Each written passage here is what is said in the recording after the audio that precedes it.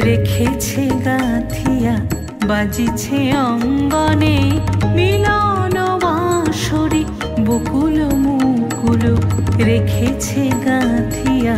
বাজিছে অঙ্গনে মিলন বাঁশরি